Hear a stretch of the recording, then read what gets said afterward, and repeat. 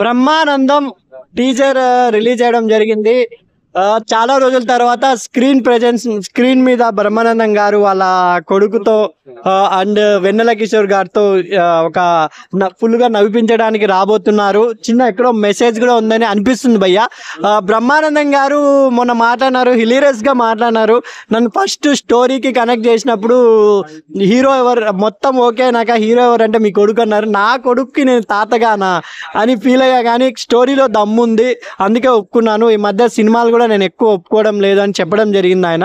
నిజంగా బ్రహ్మానందం కానీ పెద్ద స్క్రీన్ మీద చూసి చాలా రోజులు అయింది. గేమ్ చేంజర్లో ఉన్నా కూడా ఎక్కడో కట్ చేశారేమో అని అనిపిస్తుంది నాకు.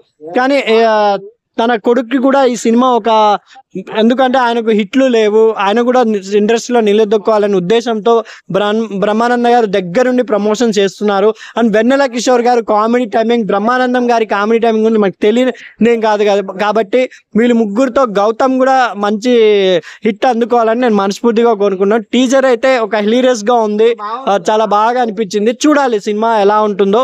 నిజంగా బ్రహ్మానందం గారు వాళ్ళ అబ్బాయి గౌతమ్ గారికి and Vennela Kishore and Brahmanandam గారికి ఈ బ్రహ్మానందం అనే సినిమా మంచి హిట్ కావాలని కోరుకుంటున్నాం భయ్య.